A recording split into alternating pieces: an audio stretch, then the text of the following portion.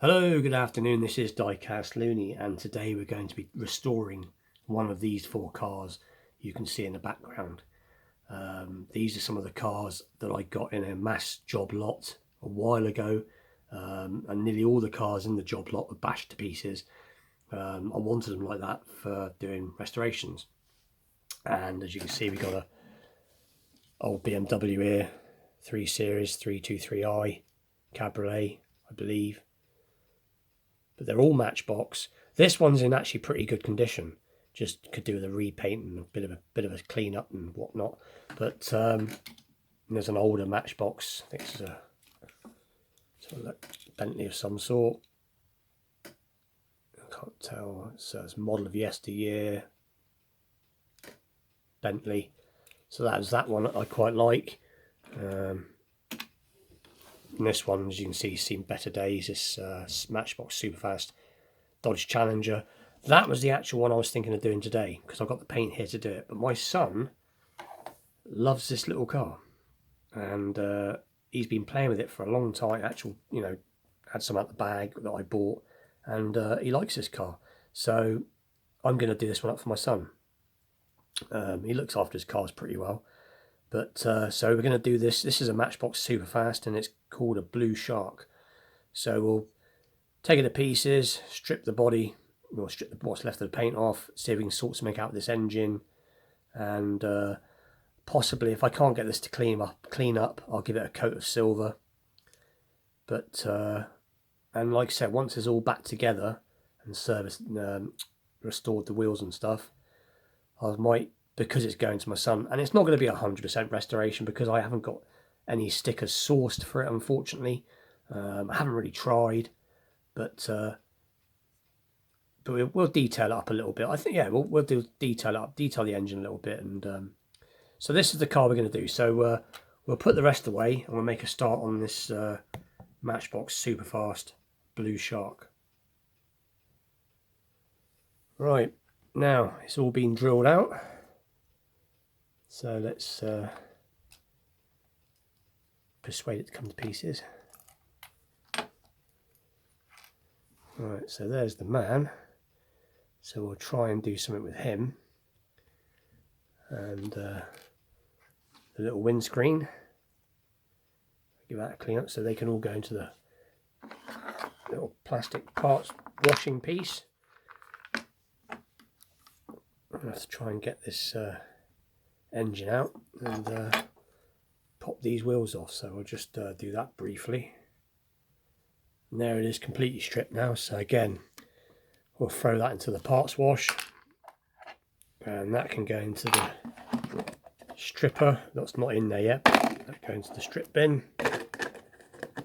and this will get a separate clean up and then possibly a paint. But like I said, we'll see how it comes up.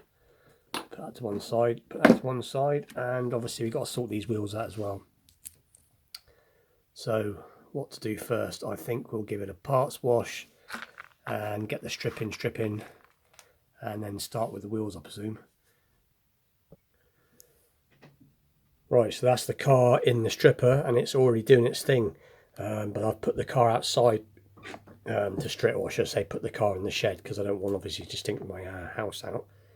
But usual thing, wash everything gently down, a bit of soap and water. Not that there's masses and masses of dirt on this, but still. And it's got some really tiny parts on this car. Should be interesting doing this man, because I've got enough colours to paint him, but I've got nothing to do his face with at the minute, so I've got to try and figure out that. And but anyway, I think I'll get on and refurb the wheels now, and then we'll take a look at them. Here's the wheels refurbed, if I can pick them up. And turned out too bad. Not that my camera's going to let me.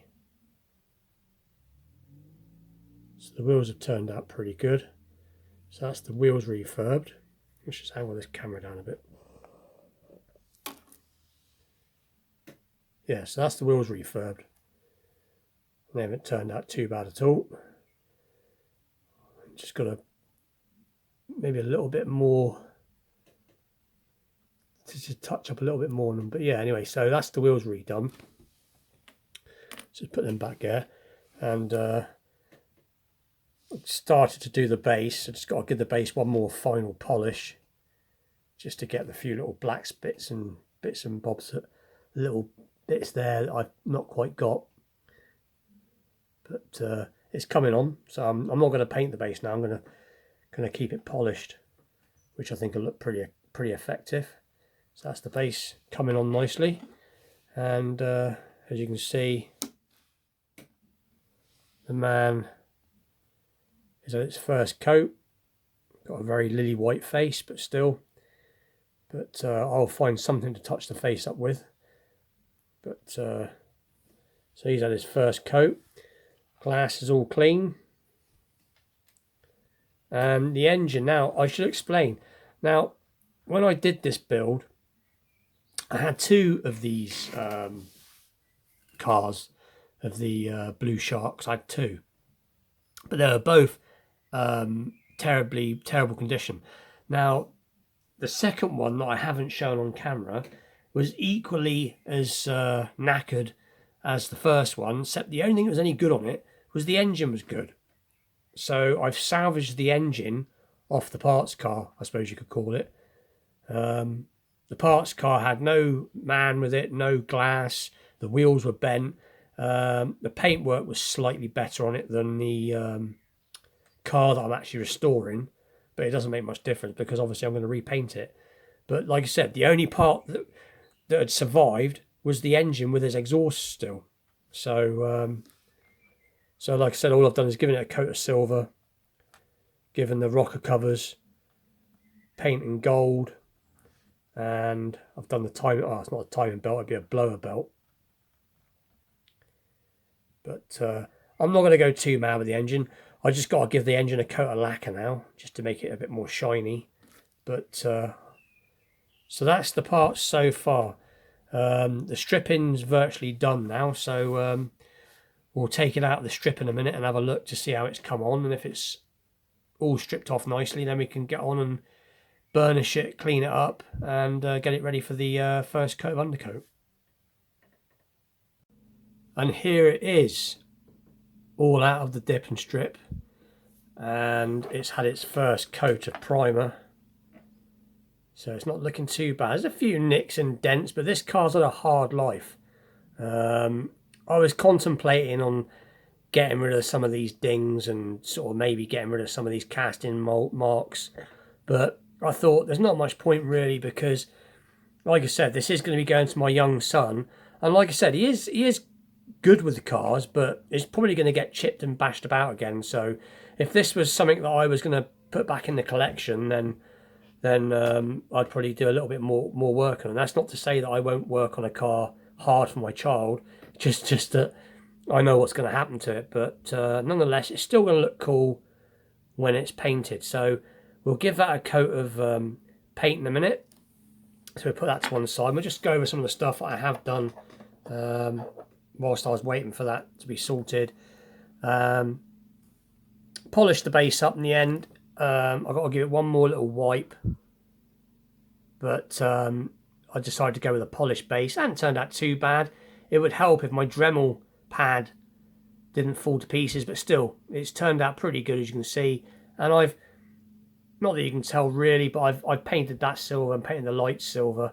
Not that you'll really notice it, but I've done it. And the rear lights have been painted red, and the looks like a parachute there, my camera will work, has been painted also. So that'll give it a little bit of extra detail when it's back together. The man, I'm still yet to find a colour to match his face, but he's coming on quite nicely. And what else we got? The engine I'm happy with now, so that's ready. And what else we got? And the wheels, as you've already seen, refurbed. But anyway, so let's get on and get some more paint on the car. And there it is with the mist coat on. So it's not turned out too bad. Like I said, it's got another couple of coats yet.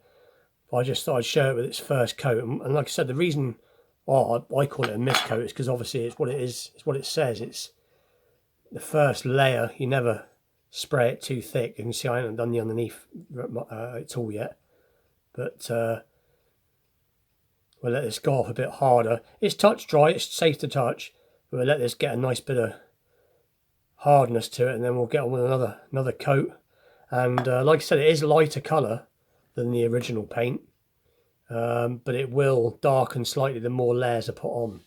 But it is a slightly lighter paint. When I bought the paint, funnily enough, it looked pretty much identical, but it is a different shade. The original colour was a lot darker blue, but it doesn't matter. Like I said, it'll do the job. And like I said, the next car I do, I'll try and get it as spot on to the colour as I can. But you're quite limited when you use rattle cans. It's different when you buy the paints and use an airbrush. You can mix them pretty much spot on. That's not an excuse. That is just the way it is. I am going to invest in an airbrush at some point. I'm trying to learn how to use one. I'm good with a real spray gun. I can spray real cars. But it's surprising, even though you know how to spray real cars, obviously there's a principles the same when you spray these model ones, but some of the techniques are different. But anyway, let's get another coat of paint on it. Right, it's coming on nicely now. So we'll set up outside and we'll get on the last coat, and then it's assembly time once it's dry. But it's not looking too bad. It's pretty much the same colour as the original car now. It's pretty much there. Now it's had some more coats, because obviously the more coats you put on, the darker it goes. But anyway, we'll get it outside and we'll put on the next coat, or the last coat. Right, I don't know if you can see this. Let's have a go at doing it.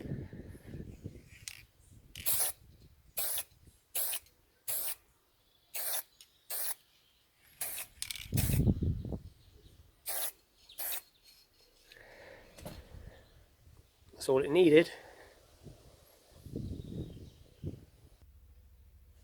And there it is, all put back together.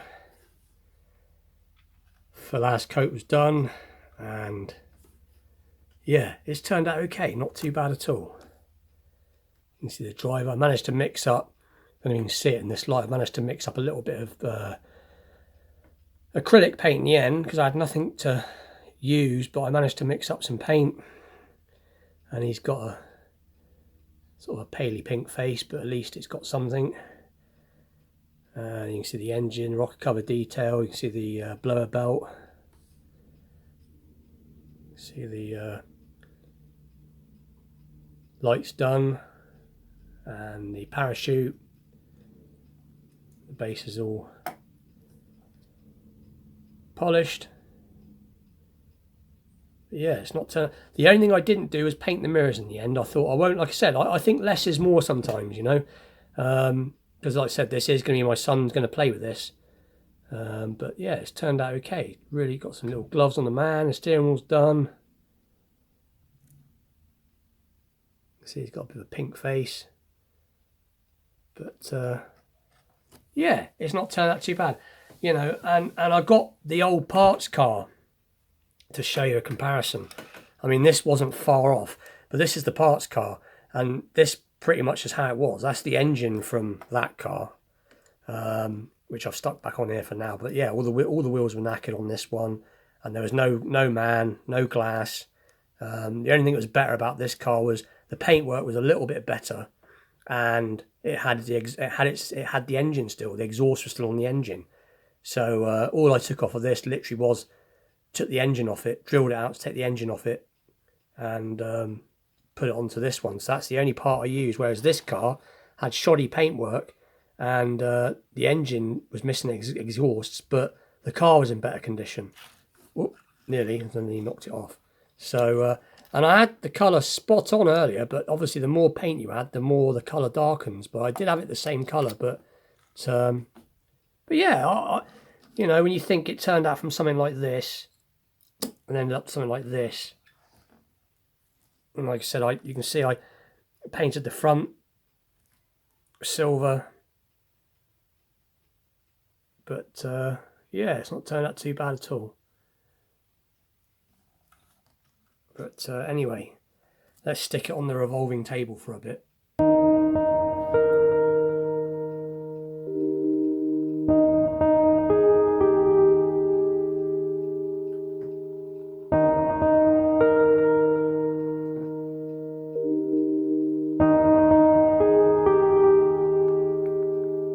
Anyway,